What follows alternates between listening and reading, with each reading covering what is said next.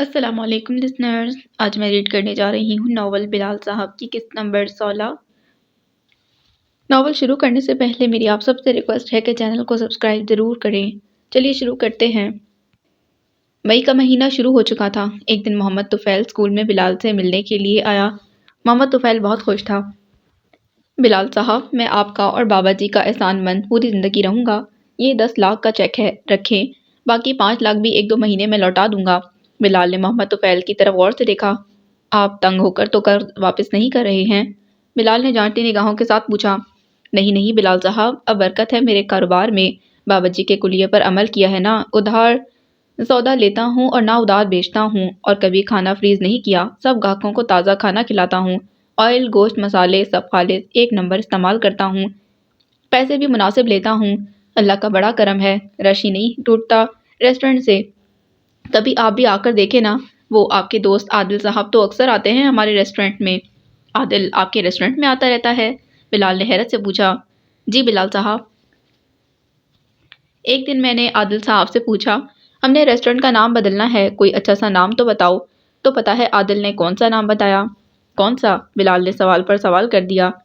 بابا جمعہ ریسٹورنٹ۔ میں نے وہ نام فوراً رکھ لیا، اور عادل صاحب ہی نے ہمیں مشورہ دیا کہ آپ دیسی مرغ کی کڑھائی، وہ بھی دیسی گھی میں بھی بنایا کریں، اور پیاز گوشت بنانے کا طریقہ بھی عادل صاحب نے ہی بتایا تھا۔ بلال صاحب، سب سے زیادہ پیاز گوشت ہی لوگ پسند کرتے ہیں، دور دور سے آتے ہیں، کبھی آپ بھی تشریف لائیں۔ محمد طفیل نے خلوص سے دعوت دی۔ محمد طفیل صاحب، ضرور آؤں گا، مگر ایک شرط ہے۔ وہ مجھے معلوم ہے بلال صاحب، مجھے آپ کی شرط منظور ہے۔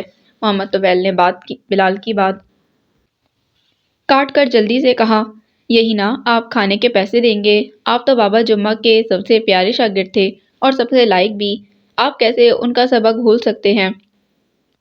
عادل صاحب کی بھی یہی شرط تھی۔ پتہ ہے عادل صاحب نے بابا جی کی 2 بڑی بڑی تصویریں بھی لا کر دی ہیں، ایک میں نے ہال میں لگائی ہے اور دوسری کاؤنٹر والی جگہ پر۔ محمد طفیل کافی دیر بلال کے ساتھ اپنے کاروبار کی باتیں کرتا۔ بلال خاموشی سے اس کی باتیں سنتا رہا۔ وہ محمد طفیل کی کامیابی پر بہت خوش ہو رہا تھا۔ اگلے دن بلال نے اعجاز جنجوعہ کے جاننے والے ایک آرکیٹیکٹ کو آفس میں بلایا اور اس کے ساتھ ساری ڈسکشن کی۔ اس کے ساتھ اپنے سارے اسکول کی بلڈنگ کے متعلق ساری ڈیٹیلز لیں، بلڈنگ کے انٹیریئر اور ایکسٹیریئر پر بھی ڈیٹیل سے ڈسکس کی۔ آرکیٹیکٹ اپنے کام میں ایکسپرٹ تھا، اس لیے بلال بھی پہلی ملاقات میں مطمئن ہو گیا۔ آرکیٹیکٹ نے فائنل ڈرائنگ کے لیے 1 دن کا ٹائم لیا۔ اگلے دن وہ بلڈنگ کی فائنل ڈرائنگ لے کر آیا، جو کہ بلال کو بہت پسند آئی۔ اس نے اپنے اسکول کی بلڈنگ بنانے کا کانٹریکٹ اعجاز جنجوعہ کے العزیز کنسٹرکشن کمپنی کو دے دیا۔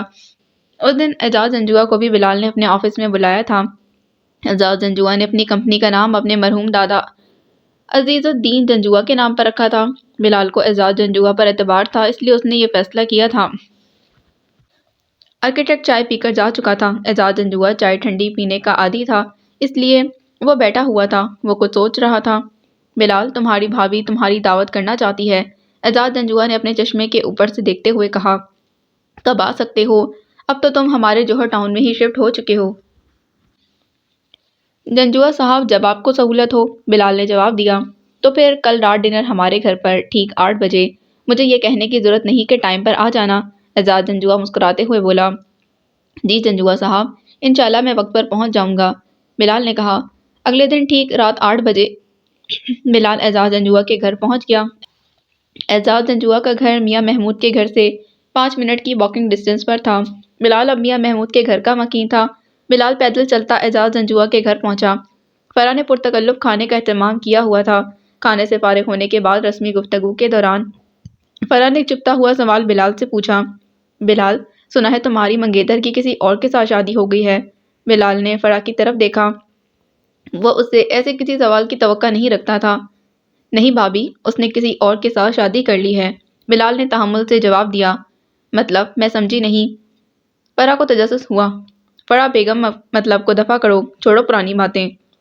اعجاز جنجوعہ نے بات بدلنا چاہی۔ مطلب یہ بھابھی، اسے مجھ پر اعتبار نہیں تھا، وہ مجھے بد کردار سمجھتی ہے، بلال نے سنجیدگی سے جواب دیا۔ بلال، میں نے نئی گاڑی خرید لی ہے، اپنی پرانی گاڑی سوزوکی FX 1988۔ ایک صاحب ہیں نجم ثاقب، جیل روڈ پر ان کا گاڑیوں کا شو روم ہے، نجم موٹرز کے نام سے۔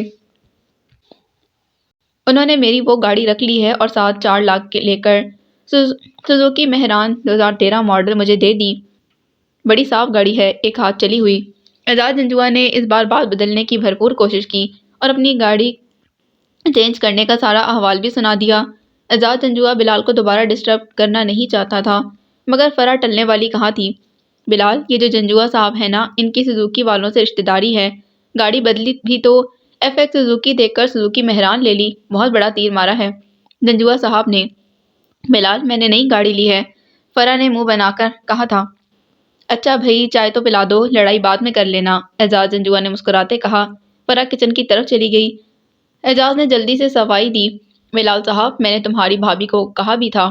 کوئی بات نہیں جنجوعہ صاحب، میں مائنڈ نہیں کروں گا، بھابھی کو ایک دفعہ تفصیل پوچھ لینے دیں۔ بلال نے اعجاز جنجوعہ کے معذرت خواہانہ لہجے کو دیکھتے بات درمیان سے کاٹ دی۔ چائے کا بول دیا ہے، ابھی ماسی لے کر آتی ہے۔ بلال کو سمجھاؤ جنجوعہ صاحب کو، بہت زیادہ چائے پیتے ہیں، اگر انہیں کسی کو خون دینا پڑ جائے تو ان کے جسم سے خون کی بجائے چائے نکلے گی۔ جنجوعہ صاحب اب ڈسٹرب مت کیجیے گا، بلال بھائی سے مجھے بات کرنے دیں۔ آپ کہاں ٹلنے والی ہیں بیگم؟ اعجاز جنجوعہ نے چشمے کے اوپر سے دیکھا اور صوفے پر لیٹنے کے انداز میں بیٹھ گیا۔ دفعہ دور کرو اس لڑکی کو جس نے تمہیں چھوڑ کر کسی اور سے شادی کر لی، میرا مشورہ مانو، اب تم بھی شادی کر ہی لو، فرح نے ناک چڑھاتے ہوئے کہا۔ بھابھی، پرانی محبت کو دفعہ دور نہیں کہہ سکتے، محبت برا مان جاتی ہے، بلال مسکراتے ہوئے بولا۔ تو کیا تم شادی نہیں کرو گے اس کے غم میں؟ فرح نے ابرو چڑھاتے پوچھا۔ میں شادی ضرور کروں گا، مجھے کسی کا غم نہیں ہے، بس بھابھی میں محبت کو دفعہ دور نہیں کہتا، بلال نے سنجیدگی سے جواب دیا۔ ماسی چائے لے کر آ چکی تھی۔ فرح نے خود چائے بنا کر دی بلال کو اور جنجوعہ صاحب کو۔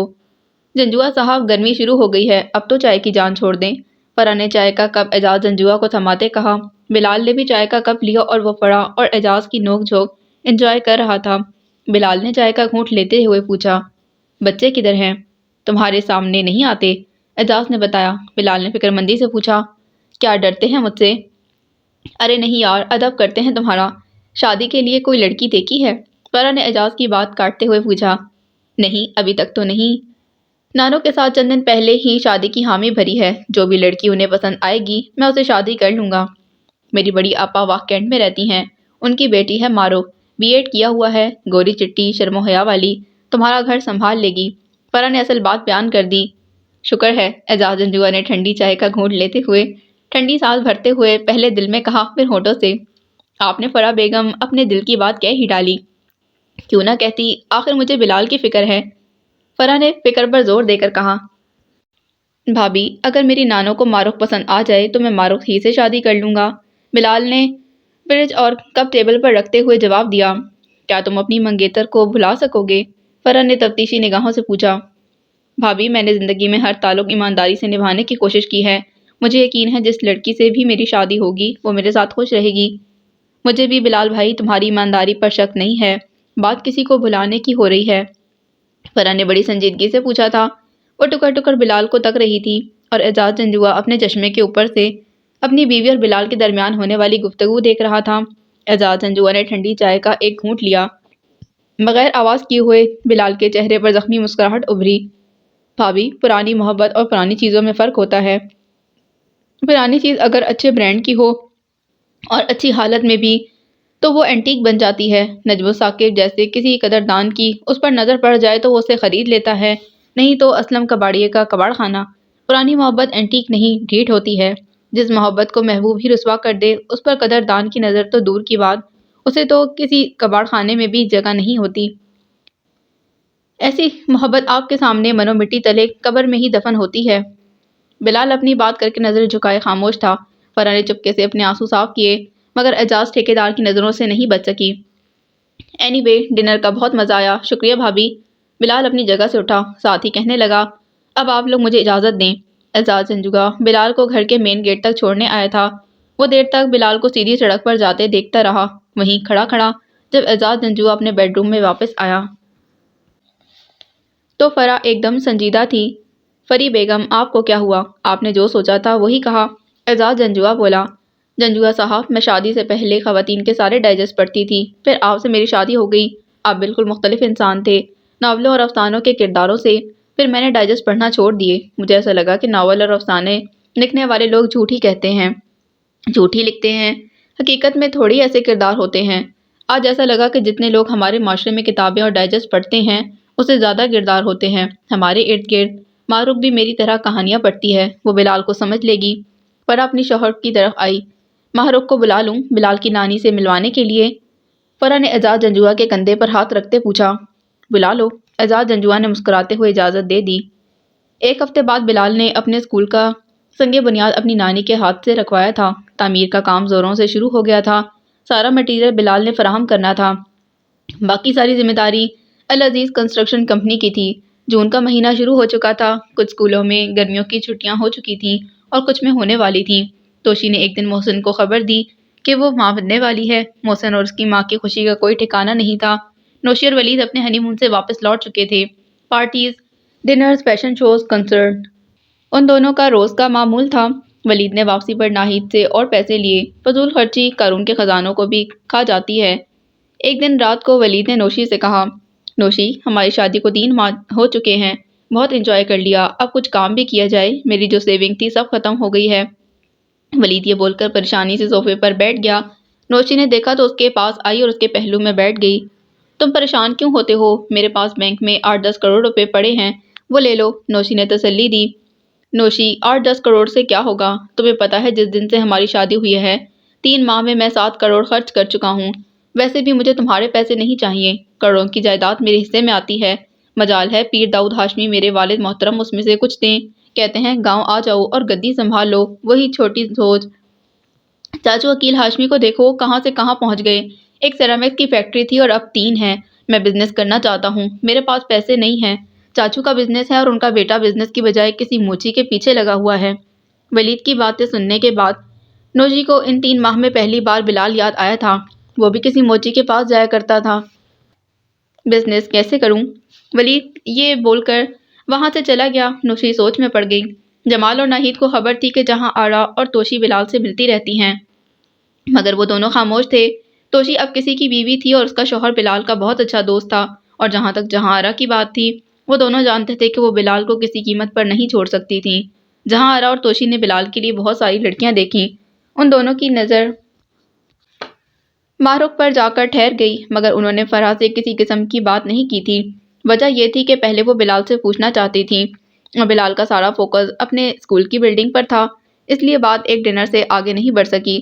جب فرح نے بلال کی نانی اور کزن کو کھانے پر بلایا، وہیں پر معروف پر ان کی نظر ٹھہری تھی۔ محمد طفیل نے باقی کے 5 لاکھ بھی بلال کو واپس کر دیے۔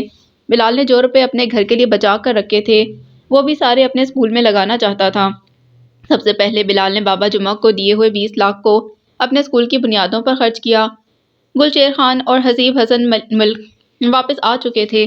جب گلشیر خان کو سارے معاملے کی خبر ہوئی تو ایک دن جمال رندھاوا کے آفس میں گلشیر خان نے کہا، رندھاوا صاحب بہت مبارک ہو، آپ نے بچیوں کا فرض ادا کر دیا ہے، لیکن… یہ بول کر گلشیر خان خاموش ہو گیا۔ لیکن کیا؟ خان میں پوچھ رہا ہوں، بتاؤ مجھے، لیکن کیا؟ جمال جاننا چاہتا تھا۔ آپ نے بلال کے ساتھ اچھا نہیں کیا رندھاوا صاحب، وہ بچہ ایسا نہیں ہے۔ گلشیر تم بھی ایسا سوچتے ہو؟ جمال حیرانی سے بولا۔ نہیں رندھاوا صاحب، میں ایسا مانتا ہوں، بلال ایسا ہو ہی نہیں سکتا، یہ کسی کی سازش ہے۔ گلشیر کے اعتماد نے جمال رندھاوا کو سوچنے پر مجبور کر دیا۔ وہ گلشیر کی ذہانت کا ہمیشہ سے قائل تھا۔ خان صاحب میں اگلے ہفتے امریکہ جا رہا ہوں، 1-1.5 ماہ لگ جائے گا میرے واپس آنے تک۔ آپ اس سازش کا پتہ لگائیں، واپس آتے ہی مجھے ساری رپورٹ چاہیے۔ جمال سوچتے ہوئے بولا، انشاءاللہ رندھاوا صاحب، میں بلال پر لگی اس تہمت کی حقیقت سامنے ضرور لاؤں گا۔ انشاءاللہ، گلشیر خان نے یقین کے ساتھ کہا تھا۔ کیا سوچ رہے ہو ولید؟ میں دیکھ رہی ہوں پچھلے کچھ دنوں سے تم بجھے بجھے سے ہو، ہم کہیں باہر بھی نہیں گئے، نوشی نے فکر مندی سے کہا۔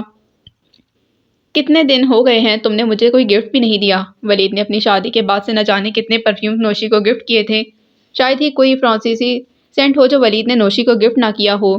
کیوں نہ کرتا، اس کی ماں کا پیسہ جو تھا، کون سا ولید کی اپنی جیب ہلکی ہو رہی تھی۔ نوشی اس سب سے بے خبر تھی۔ نوشی میرا ایک دوست ہے دبئی میں، اس کا پرفیوم کا بزنس ہے، کل کی بات ہے یہاں پر دھکے کھاتا تھا، وہ اپنے بھائی کو بھی بزنس شروع کر کے دینے لگا ہے۔ اس نے مجھے آفر کی ہے کہ ہم پارٹنرشپ کر لیتے ہیں۔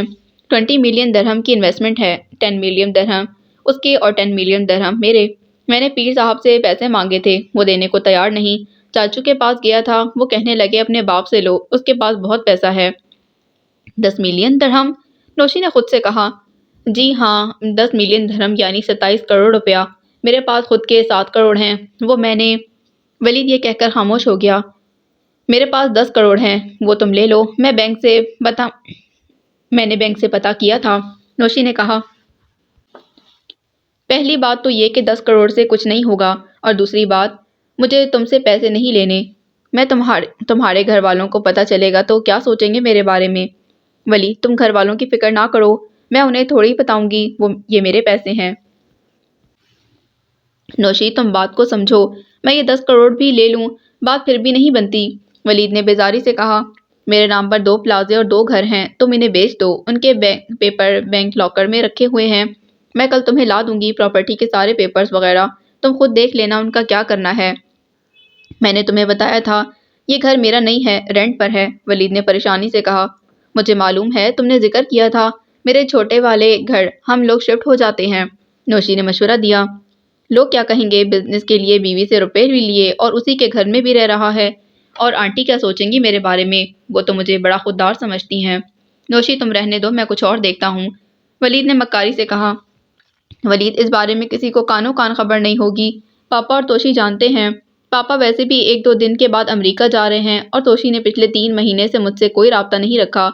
ماما اور شعیب بھائی کو صرف اتنا پتا ہے کہ پاپا نے ہم دونوں بہنوں کے نام پر کچھ خریدا ہے، ماما کو ڈیٹیل کا نہیں پتا۔ ولید، تم نے ان 3.5 مہینوں میں مجھے زمانے بھر کی خوشیاں دی ہیں، جو میں نے مانگا تم نے لا کر دیا، جیسا میں نے کہا تم نے وہی کیا، تم سے شادی سے پہلے میں ڈری ہوئی تھی، تم نے میرے سارے ڈر، سارے خدشے دور کر دیے ہیں، مجھے تم پر پورا اعتماد ہے، تم جو کچھ کر رہے ہو صرف میری خوشی کے لیے، پلیز میری بات مان لو، نوشی نے محبت سے کہا۔ میری ایک شرط ہے، میں تمہارے گھر نہیں رہوں گا، اور یہ قرض ہوگا جو میں واپس کروں گا جیسے ہی میرا بزنس سیٹ ہوگا، ہم دونوں دبئی شفٹ ہو جائیں گے، اس طرح میری واپسی جلدی ہو جائے گی۔ اور ان کی گدی سے بھی جب بھی ملتے ہیں کہتے ہیں، بیٹا گدی سنبھالو، گدی سنبھالو، میں تنگ آ گیا ہوں یہ سن کر، میں نے گلبرگ میں ایک اپارٹمنٹ دیکھا ہے، کل ہم وہاں شفٹ ہو رہے ہیں۔ ولید اور نوشی کی اس گفتگو کے دوران جمال کی نوشی کو کال آ گئی۔ ہیلو پاپا، بہت لمبی عمر ہے آپ کی، ابھی میں اور ولید آپ کا ہی ذکر کر رہے تھے، نوشی نے جمال سے خوشی خوشی بات کی۔ نوشی بیٹی، تمہاری آواز سن کر مجھے سکون مل گیا ہے، میں پرسوں امریکہ جا رہا ہوں، اس لیے میں یہ چاہتا ہوں کل رات کا ڈنر ہم سب اکٹھے کریں، تم دونوں کی شادی کے بعد سے تم بہنوں کو اکٹھے نہیں دیکھا، اس لیے میں نے توشی اور محسن کو بلا لیا ہے گھر پر۔ نوشی بیٹی، ولید سے بات کراؤ۔ ہیلو انکل، کیسے ہیں آپ؟ میں نوشی کو بتا رہا تھا کہ آپ بزنس میں میرے آئیڈیل ہیں۔ تھینک یو بیٹا۔ اچھا، کل رات کا ڈنر میرے ساتھ گھر پر، جمال نے ولید سے کہا۔ جی ضرور انکل، جیسے آپ کا حکم۔ ولید نے جمال کو اچھے فرمانبردار داماد کا تاثر دیا تھا، مگر کل تو ہم نے گلبرگ شفٹ ہونا تھا، نوشی نے ولید کو یاد کروایا۔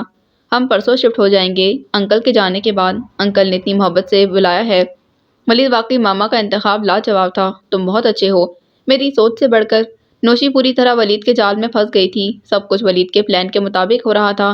ایک بات ارم اور ولید نے ڈسکس کی تھی نوشی سے متعلق۔ نوشی، اب میری عزت تمہارے ہاتھ میں ہے، اگر تمہارے گھر والوں کو پتہ چل گیا تو میں اپنے آپ کو ہلکا محسوس کروں گا، ولید نے اپنے بنائے جال پر ایک اور گرہ لگائی۔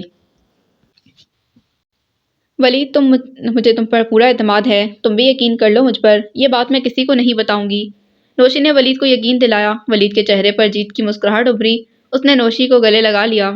نوشی، مجھے بھی تم پر پورا اعتماد ہے، ولید نے گلبرگ والا فلیٹ نوشی ہی کے نام پر خرید رکھا تھا، نوشی کے اعتماد کو بحال رکھنے کے لیے۔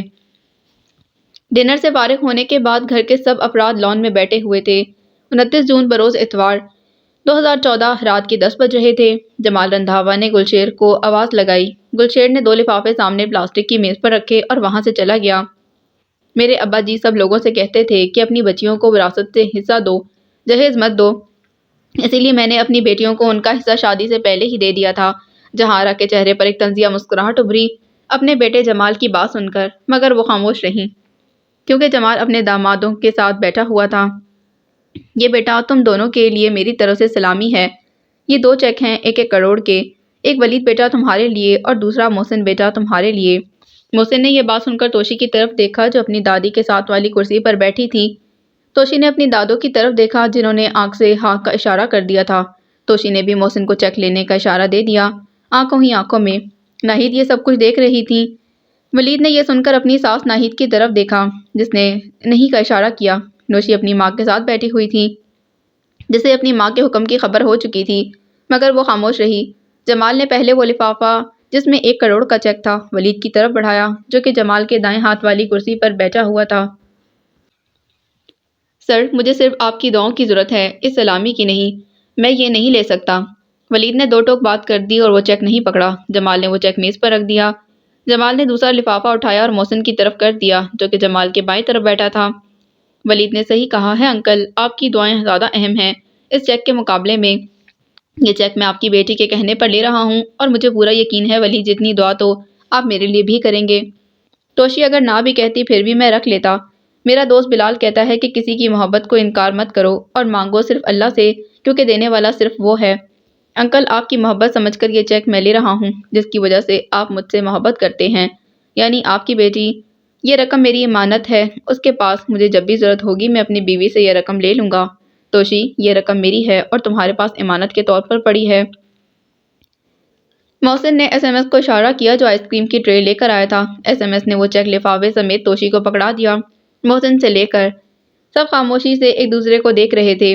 آئس کریم کھانے کے بعد سب جا چکے تھے، صرف جہاں آرا لانچ میں بیٹھی تھی وہ بلال کے روم کو دیکھ رہی تھی اور ان کی آنکھوں میں آنسو تھے۔ ایس ایم ایس نے جا کر جمال کو اطلاع دی تھی کہ بڑی بیگم صاحبہ ابھی بھی لان میں ہی بیٹھی ہیں۔ چلیں ماں جی، اندر چلیں، بہت رات ہو گئی۔ جمال نے ساتھ والی کرسی پر بیٹھتے کہا، بیٹا تو صرف اپنی بیوی کی کہی ہوئی باتیں یاد رکھتا ہے، آج اپنے باپ کی بات تجھے کہاں سے یاد آ گئی؟ میری بات تم ایک کان سے سنتے ہو اور دوسرے سے نکال دیتے ہو۔ ماں جی، میں نے وہ 50 ایکڑ زمین خرید لی ہے، آپ بلال کو بلائیں، اس کے نام پر میں رجسٹری اور انتقال کروا دیتا ہوں۔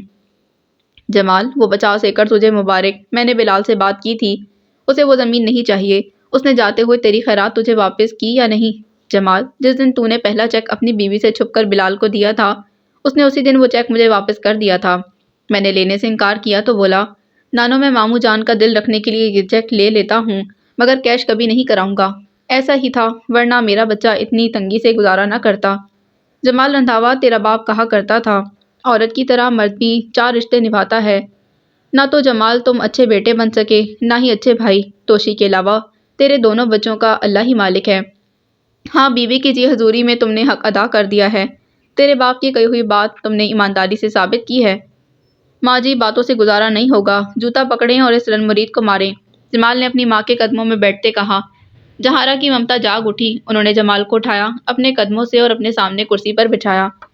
جمال، اب بھی اپنے گھر کو بچا لو، میں مزید چوکیداری نہیں کر سکتی، تمہارے بیٹے کے لچھن ٹھیک نہیں ہیں۔ میں کل بلال کے پاس جا رہی ہوں ہمیشہ کے لیے۔ جہارا نے اپنا فیصلہ سنا دیا۔ اگلے دن جمال رندھاوا 1.5 ماہ کے لیے امریکہ چلا گیا۔ ناہید اور شعیب بھی بزنس ٹور کے سلسلے میں چند دن کے لیے ملیشیا جانے والے تھے۔ ولید نے بھی ڈیفنس سے گلبرگ جانے کا فیصلہ کر لیا تھا۔ ولید نے ایک فرنش گھر لیا ہوا تھا کرائے پر، اس لیے اسے شفٹ کرنے میں کوئی دشواری نہیں ہوئی۔ نوشی کے باپ نے اسے جہیز نہیں دیا تھا جس کا مسئلہ ہوتا۔ بلال نے بھی میاں محمود کا گھر چھوڑنے کا فیصلہ کر لیا جس کی 2 وجوہات تھیں۔ پہلے، میاں محمود نے 4 ماہ کا کرایہ اس سے نہیں لیا تھا جب سے بلال گھر شفٹ ہوا تھا، اور دوسری وجہ اس کی نانی تھی۔ نانی عمر رسیدہ خاتون تھیں، وہ گھر کی سیڑھیاں بار بار اتر اور چڑھ نہیں سکتی تھیں۔ بلال کے پاس گھر کا اپر پوشن تھا۔ بلال نے اپنا مسئلہ طارق رامے کو بتایا۔ طارق رامے نے میاں محمود کو فون کر کے لندن اطلاع دی۔ رامے صاحب، وہ اچھا لڑکا ہے، ایسا کرایہ دار کدھر ملتا ہے؟ اسے میرا کوئی بھی 5 مرلے کا گھر دے دیں کرائے پر۔ ہاں، کرایہ پورا لیجیے گا، وہ خوددار بندہ ہے، ورنہ وہ گھر نہیں لے گا۔ میاں محمود نے طارق رامے کو جواب دیا۔ ٹھیک ہے میاں صاحب، میں بھی یہی چاہتا تھا۔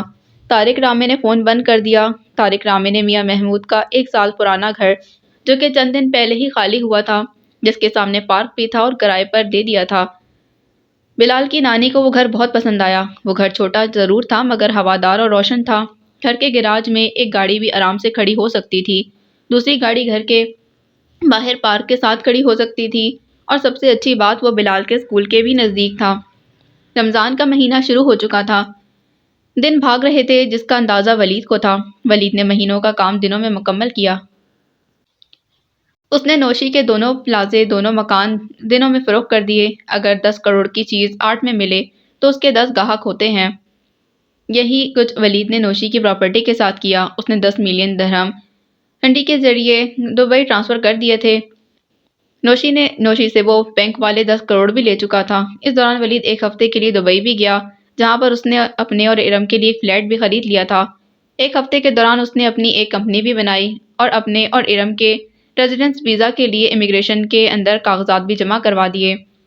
ولید کے دوست نے اسے یقین دہانی کروائی تھی کہ اب تم جاؤ، 6-7 دن کے اندر اندر تمہارا اور ارم کا ویزا نکل آئے گا۔ ولید نے یہ سارا کام جولائی کے 1 مہینے میں کر لیا تھا۔ کسی کو کانوں کان خبر نہ ہوئی۔ میٹھی عید آ کے پھیکی ہو گئی۔ ولید ہاشمی آزادی کے مہینے سے پہلے نوشی اور اپنے رشتے سے بھی آزادی چاہتا تھا۔ ولید نے اپنا کام انتہائی مہارت سے کیا۔ اس نے نوشی کو کوئی 52 کروڑ کا ٹھیکہ لگایا تھا، جس میں اس کے دونوں گھروں اور پلازوں کی قیمت اور 10 کروڑ روپے نقد تھے۔ اس میں وہ 7 کروڑ روپے شامل ہی نہیں تھا جو ولید نے ناہید سے لیا تھا۔ الیکشن ابھی بہت دور تھے اور ناہید اپنی سیٹ الیکشن سے پہلے ہی ہار چکی تھی۔ اب ولید کی نظر نوشی کے ان گہنوں پر تھی جو اس نے شادی کی پہلی رات کو پہنے تھے، جو اب تک اس وجہ سے محفوظ تھے کہ وہ نوشی رندھاوا ہاؤس چھوڑ گئی تھی اپنے ولیمے کے بعد غلطی سے۔ ولید اب کسی وجہ کی تلاش میں تھا جس کو جواز بنا کر وہ نوشی سے جان چھڑا سکے۔ اگست کا مہینہ شروع ہو چکا تھا۔ ایک دن ارم اور ولید کی ملاقات ہوئی، جہاں پر ارم انڈر گراؤنڈ تھی۔ ارم ڈارلنگ، میں چاہتا ہوں نوشی کے باپ کے آنے سے پہلے ہم لوگ دبئی نکل جائیں۔ مجھے لگتا ہے بعد میں ہمارے لیے مسئلے کھڑے ہو جائیں گے، بہت سارے مسائل۔ سمجھ نہیں آ رہا کیسے جان چھڑاؤں اس پاگل لڑکی سے۔ ولید نے ارم سے اپنا مسئلہ بیان کیا۔ ویری سمپل، الزام لگا دو اپنی بیوی پر۔ یہی سب سے آسان اور کارآمد طریقہ ہے کسی سے بدلہ لینے کا، کسی کو رسوا کرنے کا، کسی سے جان چھڑانے کا۔ اب تو لوگ جھوٹا الزام لگا کر اپنی بیوی کو قتل بھی کر دیتے ہیں۔ یہ تو جان من چھوٹی سی بات ہے۔ ارم واسطی نے اپنے ترکش سے ایک اور تیر نکالا۔ اس دفعہ اس کا شکار نوشی تھی۔ کیا الزام لگاؤں اپنی بیوی پر؟ ولید نے اپنی کمان نوشی کی طرف کر دی۔ دوسرا صرف تیر چلانا باقی تھا۔ پہلے تم مجھے یہ بتاؤ، ہمارے ویزے کب تک آ جائیں گے؟ 3 سے 4 دن کے اندر اندر۔ تم آج سے دیوداس ہو۔ تمہیں آج ہی اپنی بیوی کے افیئر کا پتہ چلا ہے، جو شادی سے پہلے ہی اپنے منگیتر کے ساتھ وہ سب کر چکی تھی جو شادی کے بعد ہوتا ہے۔ اس طرح تم اپنی بیوی کو طلاق بھی دے سکتے ہو اور تم ظالم بھی نہیں بنو گے۔ میں تو مظلوم بن گیا، پھر ظالم کون ہوگا؟ ولید نے تجسس سے پوچھا۔ ہم ایک بار پھر مظلوم ہی کو ظالم بنا دیں گے۔ ارم نے اپنے تیر پر زہر کے قطرے ڈالے، وہ زہر جو نہ جینے دیتا ہے اور نہ مرنے دیتا ہے، جھوٹے الزام کا زہر۔ ارم، مجھے اب تک سمجھ نہیں آئی کہ تم کیا کہہ رہی ہو۔ ولید نے ارم کو غور سے دیکھا۔ ارم کے چہرے پر شیطانی مسکراہٹ تھی۔ ایک دن یہ دونوں بہنیں بوتیک پر اپنے آفس میں بیٹھی ہوئی تھیں۔ سخت سردی تھی اور باہر بہت زیادہ دھند تھی۔ سارے سٹاف کو انہوں نے چھٹی دے دی اور خود پیزا آرڈر کر دیا۔ باہر صرف گارڈ تھا، میں بھی وہاں سے آ گئی تھی۔ پھر مجھے یاد آیا کہ میں اپنے پوشن کی چابیاں وہیں آفس میں بھول آئی ہوں۔ میں وہ چابیاں لینے کے لیے واپس گئی تو یہ دونوں بہنیں آفس کے اندر ہنس ہنس کر خسر پسر کر رہی تھیں۔ میں نے غور کیا تو تمہاری سالی توشی اپنی بہن نوشی کو تنگ کر رہی تھی کہ وہ ملاقاتیں ان کی کہانی پھر سے سناؤ جو اس کے اور بلال کے درمیان ہوئی تھی۔ تمہیں یاد ہے وہ جوہر ٹاؤن کی تیل مہندی جہاں میں نے تمہیں بھیجا تھا؟ اس رات تمہارے آنے کے بعد نوشی کو چند لڑکوں نے اٹھانے کی کوشش کی تھی۔ اس کے بعد بلال نے کوئی چکر چلایا تو وہ لڑکے گھر آ کر معافی مانگ کر گئے تھے نوشی سے۔ اس کے بعد اصل کہانی شروع ہوئی تھی۔ پھر تمہاری بیوی اپنے اس وقت کے منگیتر سے اس کے کمرے میں ملنے کے لیے جاتی تھی رات کے پچھلے پہر۔ ایک دن یہ اس کے گلے بھی لگ گئی تھی۔ گلے لگ گئی تھی؟ ولید نے چونک کر پوچھا۔ وہ بلال تھا، ولید تھوڑی نہ تھا۔ گھبراؤ مت اور سنو، تب بلال نے کہا تھا کہ یہ گناہ ہے، گناہ کبیرہ، آپ ابھی میرے نکاح میں نہیں ہو۔ بلال تمہاری بیوی کو کافی پلاتا تھا، اس کے پسندیدہ بسکٹ بھی کھلاتا تھا۔ ان ملاقاتوں کے دوران، ان سرد راتوں کی ملاقاتوں کے بارے میں دونوں بہنوں اور بلال کے علاوہ صرف مجھے معلوم ہے، جس کی ان تینوں کو خبر نہیں ہے۔ ولید، تم نے صرف اتنا کرنا ہے کہ تم نے ان ساری صاف ستھری ملاقاتوں کو، جس میں بلال نے اس ایک واقعے کے علاوہ تمہاری بیوی کو آنکھ اٹھا کر بھی نہیں دیکھا تھا، ایک گندا رنگ دینا ہے جس میں ہر رات نوشی اور بلال حوض کے بستر پر اپنی اپنی بھوک مٹاتے تھے۔ تم نے بلال کی پاک محبت کو ناپاک بھوک کی شکل میں بدلنا ہے۔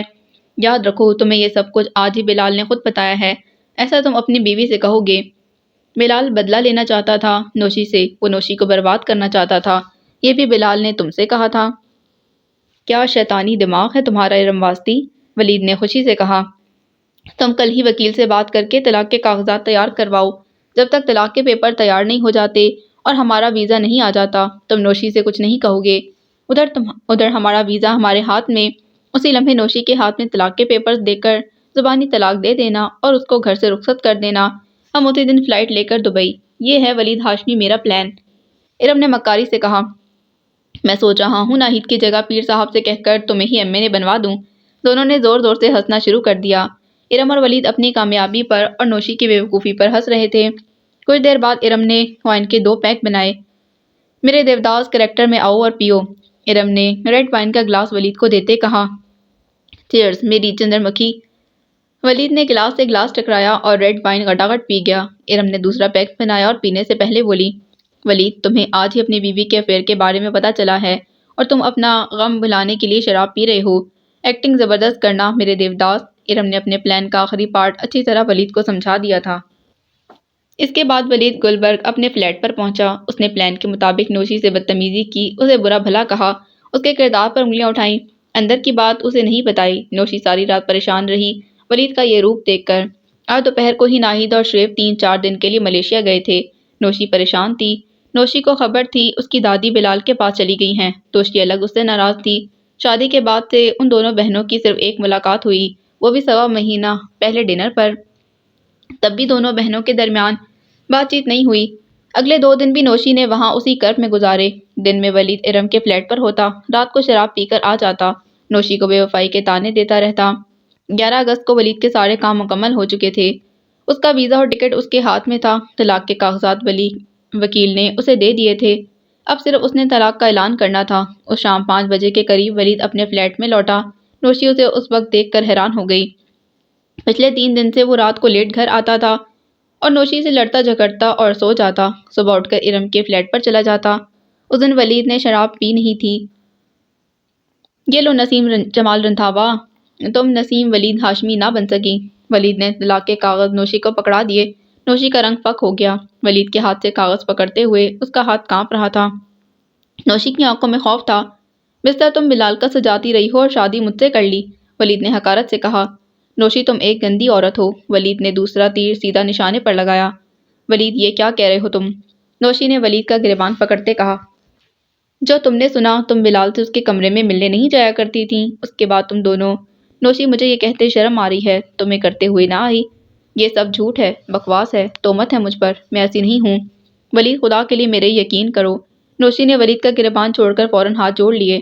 طلاق کے کاغذ دیکھنے سے پہلے ہی اس کے ہاتھ سے گر گئے۔ جب نوشی نے غصے سے ولید کا گریبان پکڑا، نوشی تم صرف مجھے یہ بتاؤ کہ تم اس سے ملنے اس کے کمرے میں جاتی تھی؟ ولید نے غصے سے پوچھا۔ ہاں یہ سچ ہے، مگر اس نے، ولید نے نوشی کی بات پوری نہیں کرنے دی، اس نے تمہیں بھی نہیں چھوا۔ نوشی تم یہ مان لو، تم اس کے بہکاوے میں آ گئی تھی۔ تم نے مجھے کیوں سزا دی؟ آخر کیوں؟ ولید نے نوشی کو غصے سے دھکا دیا۔ ولید میری بات کا یقین کرو، تم میری زندگی میں پہلے مرد ہو جس نے میرے جسم کو چھوا ہے۔ زندگی میں صرف ایک دفعہ میں اس کے گلے لگی، وہ بھی میری غلطی تھی۔ نوشی فرش پر بیٹھی بول رہی تھی، سب جھوٹ، میں تمہیں ابھی اسی وقت۔ نہیں ولید نہیں۔ نوشی اپنی جگہ سے جلدی سے اٹھی اور ایک بار پھر ولید کے سامنے منت سماجت کرنے لگی، ہاتھ جوڑ کر روتے ہوئے۔ نسیم جمال رندھاوا، میں ولید ہاشمی تمہیں اپنے پورے ہوش و حواس میں طلاق دیتا ہوں، طلاق دیتا ہوں، طلاق دیتا ہوں۔ نوشی کے ہاتھ جڑے کے جڑے اور منہ کھلا کا کھلا رہ گیا۔ حلال چیزوں میں سے ناپسندیدہ ترین طلاق اس کے شوہر نے اس کے لیے پسند کی تھی۔ نوشی کی آنکھوں سے آنسو ٹپ ٹپ زمین پر گرنے لگے تھے۔ اس کا حلق خشک تھا جیسے صدیوں کی پیاسی ہو۔ نوشی اپنے گھٹنوں پر بیٹھ گئی تھی ولید کے قدموں کے سامنے۔ ان دونوں کے درمیان طلاق کے کاغذ خاکی لفافے کے اندر بند تھے۔ ولید یہ تم نے ظلم کیا میرے ساتھ، اللہ کی قسم بلال نے تو کبھی مجھے چھوا تک نہیں تھا۔ نوشی نے بے خیالی میں ہی صحیح بلال کی بے گناہی کی قسم دے دی تھی۔ یہ سب مجھے بلال نے ہی بتایا ہے۔ ولید یہ کہہ کر وہاں سے چلا گیا۔ نوشی نے اپنی طلاق کے کاغذ غصے سے پکڑے۔ نوشی کی آنکھوں میں انتقام کے شعلے تھے۔ بلال تم نے مجھے برباد کیا، میں تمہیں برباد کر دوں گی۔ شام 7 بجے جمال امریکہ سے واپس آیا۔ جب گلشیر خان اسے لے کر رندھاوا ہاؤس پہنچا تو اسی لمحے نوشی ٹیکسی سے اتر رہی تھی۔ شادی کے بعد سے نوشی اور توشی کی گاڑی رندھاوا ہاؤس میں کھڑی تھی۔ وجہ نوشی ولید کی گاڑی استعمال کرتی تھی۔ نوشی کٹی پتنگ کی طرح چلتی گیٹ سے اندر داخل ہوئی۔ اس کے ہاتھ میں وہ خاکی لفافہ تھا جس کو اس نے مضبوطی سے اپنی مٹھی میں جکڑا ہوا تھا۔ جمال جب اپنی گاڑی سے اترا تو اس کی نظر اپنی بیٹی پر پڑی۔ اس کا کلیجہ منہ کو آ گیا۔ نوشی نے اپنے باپ کو دیکھا تو روتے جمال کے گلے سے لگتے بے ہوش ہو گئی۔ جمال اور گلشیر نے اسے گاڑی میں ڈالا اور قریبی پرائیویٹ ہاسپٹل لے گئے۔ جمال نے نوشی کو وارڈ میں لے جانے سے پہلے ولید کو فون کیا جس کا نمبر بند جا رہا تھا۔ جمال نے نوشی کے ہاتھ میں وہ خاکی لفافہ نہیں دیکھا تھا۔ اس پر گلشیر کی نظر پڑی۔ گلشیر خان نے وارڈ میں جانے کے بعد نوشی کے ہاتھ سے وہ خاکی لفافہ نکال لیا۔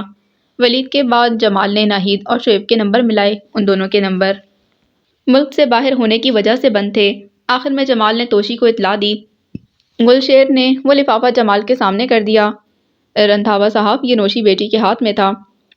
گلشیر خان ایک دانہ آدمی لفافہ دیکھ کر مضمون سمجھ گیا تھا۔ جب جمال نے لفافہ کھول کر طلاق کے کاغذ دیکھے تو ان کے پیروں کے نیچے سے جیسے زمین نکل گئی، آسمان سر پر آ گرا تھا۔ خان، میری بیٹی برباد ہو گئی، جمال نے اپنے سینے پر ہاتھ رکھتے کہا۔ گلشیر نے اسے آگے بڑھ کر سنبھالا اور ہال میں پڑی ہوئی سیٹوں میں سے ایک پر بٹھا دیا۔ آدھے گھنٹے کے اندر ہی توشی بھی وہاں پہنچ گئی تھی۔ کیا ہوا پاپا؟ نوشی کو توشی نے پھولی ہوئی سانس کے ساتھ پوچھا۔ وہ گاڑی سے اترتے ہی ہاسپٹل میں داخل ہوئی تھی۔ ایمرجنسی وارڈ کے باہر اس کی نظر گلشیر پر پڑی جو پانی کا گلاس لیے جمال رندھاوا کے سامنے کھڑا تھا۔ جمال کے دائیں ہاتھ دوسری سیٹ پر طلاق کے کاغذ پڑے تھے۔ جمال نے کانپتے ہاتھوں کے ساتھ وہ کاغذ اٹھا کر توشی کی طرف بڑھا دیے۔ ڈائیورس؟ ولید نے نوشی کو ڈائیورس دے دی؟ توشی نے وہ پیپر دیکھنے کے بعد کہا۔ توشی نے ایک ہاتھ اپنی کمر پر رکھا اور دوسرے سے اپنا سر پکڑ لیا۔ اس سے پہلے کہ وہ گر جاتی محسن نے اسے پیچھے سے آ کر سنبھال لیا جو گاڑی پارک کرنے کے بعد ایمرجنسی کے باہر پہنچا تھا۔ توشی نے دکھ سے کہا، او مائی گاڈ، یہ کیا ہو گیا ہے؟ محسن نے توشی کو جمال کے ساتھ والی سیٹ پر بٹھا دیا۔ توشی کی آنکھوں سے آنسو نکل آئے، بغیر رونے کے، بغیر آواز کے۔ گلشیر خان کو اب جمال سے زیادہ توشی کی فکر تھی۔ اس نے جلدی سے وہاں پانی کا گلاس توشی کو پینے کے لیے دیا۔ توشی، پانی پی لو، محسن نے فکر مندی سے کہا جو اب اپنے گھٹنوں پر بیٹھا ہوا تھا توشی کے سامنے۔ توشی نے پانی پی لیا مگر وہ خاموش تھی۔ تھوڑی دیر بعد ایک لیڈی ڈاکٹر ان کے پاس آئی۔ محسن نے ڈاکٹر کو اپنی طرف آتے ہوئے دیکھا۔ میں ڈاکٹر محسن ہوں۔ لیڈی ڈاکٹر نے محسن سے بات کرنا مناسب سمجھا۔ ڈاکٹر محسن، پیشنٹ کو ہوش آ گیا ہے اور ہم نے انہیں ایمرجنسی سے روم میں بھی شفٹ کر دیا ہے۔ فی الحال گھبرانے کی کوئی بات نہیں۔ مگر ڈاکٹر، اسے ہوا کیا تھا؟ توشی نے جلدی سے پوچھا۔ فکر کرنے کی کوئی بات نہیں، پچھلے 2-3 دن سے پیشنٹ نے کچھ خاص کھایا پیا نہیں تھا جس کی وجہ سے ان کا بی پی لو ہو گیا تھا اور وہ بے ہوش ہو گئی تھی۔ ڈاکٹر محسن، ہم نے سارے ٹیسٹ کر لیے ہیں، باقی رپورٹس آنے کے بعد ہی کچھ کہہ سکتے ہیں۔ اس وقت آپ بہتر جانتے ہیں کیا کرنا چاہیے۔ آپ لوگ ان سے مل سکتے ہیں۔ یہ کہہ کر لیڈی ڈاکٹر وہاں سے چلی گئی۔ انکل فکر نہ کریں، ایک تو اس نے کچھ کھایا نہیں تھا، دوسرا وہ پریشان ہے اس وقت، اس لیے ہم سب کو اسے ریلیکس کرنا چاہیے۔ اسے توشی کچھ کھلاؤ، انشاءاللہ وہ ٹھیک ہو جائے گی۔ ڈاکٹر محسن کی ہدایت کے مطابق جمال اور توشی نے نوشی سے کوئی سوال نہیں پوچھا۔ رات 11 بجے ارم اور ولید کی فلائٹ تھی۔ وہ دونوں 8 بجے ایئرپورٹ پہنچ گئے تھے۔ 8:30 بجے تک وہ لوگ بورڈنگ سے فارغ ہو چکے تھے۔ ولید نے اپنا موبائل آف کر دیا۔ ارم کا نیا نمبر ولید کے دبئی والے دوست کے پاس تھا جس کے ذریعے ولید اسے رابطے میں تھا۔ اگلے 16 گھنٹوں کے دوران توشی اسے جوس، دودھ اور سوپ وغیرہ پلاتی رہی تھی جس کی وجہ سے نوشی اب کافی بہتر تھی اور وہ سو گئی تھی۔ سونے سے پہلے ڈاکٹر نے اس کا چیک اپ کیا تھا اور ساری رپورٹس بھی ٹھیک تھیں۔ رندھاوا صاحب، کل تک آپ انہیں لے جا سکتے ہیں۔ آپ لوگ اگر انہیں سونے دیں تو زیادہ بہتر ہوگا۔ یہ بول کر ڈاکٹر روم سے چلی گئی۔ اس کے پیچھے جمال اور توشی بھی باہر آ گئے تھے۔ گلشیر باہر بیٹھا ہوا تھا۔ ڈاکٹر محسن کو صبح توشی نے خود گھر بھیجا تھا۔ محسن کو توشی کی زیادہ فکر تھی کیونکہ وہ اس کے بچے کی ماں بننے والی تھی۔ گلشیر، میرے پیچھے میری بیٹی برباد ہو گئی اور تم تماشا دیکھتے رہے، جمال نے کرب سے کہا۔ رندھاوا صاحب، جب آپ کے گھر والے ہی نوشی بیٹی کو برباد کرنے پر تلے تھے تو میں کیا کر سکتا تھا؟ جب آپ نے مجھے حکم دیا اس وقت تک سب کچھ ختم ہو چکا تھا۔ گلشیر سر جھکائے کھڑا تھا۔ گلشیر، پہیلیاں مت بجھاؤ، سیدھی بات کرو، جمال نے غصے سے کہا۔ سیدھی بات رندھاوا صاحب بہت کڑوی ہے، شاید آپ سن نہ سکیں، گلشیر نے ہولے سے جواب دیا۔ پاپا، آپ بیٹھ جائیں۔ خان صاحب، آپ بتائیں، ہم سننا چاہتے ہیں۔ توشی نے اپنے باپ کو کوریڈور میں روم سے باہر پڑی ہوئی سیٹوں میں سے ایک پر بٹھا دیا اور گلشیر کے کندھے پر ہاتھ رکھا۔ خان صاحب پلیز بتائیں، توشی نے عرض کی۔ رندھاوا صاحب، آپ کو اس دن ایئرپورٹ چھوڑنے کے بعد رات کو میں نے باجی غفورہ اور شاہد محمود کو بلایا تھا اپنے کوارٹر میں، ان سے ساری معلومات لیں۔ مجھے لگا صرف 4 افراد حقیقت سے پردہ ہٹا سکتے ہیں۔ بلال سے میں پوچھنا چاہتا تھا مگر آپ نے اس سے ملنے سے بھی منع کر دیا۔ ارم غائب تھی اور اس کا نمبر بھی بند تھا۔ اب صرف وہ 2 لڑکیاں بچی ہیں۔ اس وقت میں نینا کو جانتا نہیں تھا، اب صرف ڈاکٹر عظمیٰ افغان رہ گئی تھی۔ اسے میں اچھی طرح جانتا تھا۔ بلال نے خود مجھے عظمیٰ کے بارے میں بتایا تھا جب وہ مینٹل ہاسپٹل میں جایا کرتا تھا۔ عظمیٰ سے مل کر مجھے پتہ چلا کہ وہ تو خود بیچاری اس وجہ سے بہت پریشان تھی۔ عظمیٰ سے میری ملاقات عادل سے کرائی تھی۔ عادل بلال کا دوست ہے۔ اب صرف نینا کے ذریعے ہم یہ حقیقت جان سکتے تھے۔ میں اور عادل فوزیہ سے ملے جو بلال کے آفس میں کام کرتی ہے۔ اس سے ہم نے نینا کے شناختی کارڈ کی کاپی لی جو کہ اسکول ریکارڈ میں موجود تھی۔ اس کے ذریعے ہم کلر کہاڑ نینا کے گھر پہنچ گئے۔ نینا نے پہلے تو ہمیں ملنے ہی سے انکار کر دیا۔ جب عادل نے بلال کا نام لیا تو اس نے ہمیں ساری کہانی بتا دی۔ نینا کے مطابق سب کچھ ناہید بی بی کی سازش تھی جس میں شعیب اور ولید نے ان کا ساتھ دیا تھا۔ بعد میں ارم واسطی اور مجھے بھی پیسوں کا لالچ دے کر انہوں نے اپنے ساتھ ملایا تھا۔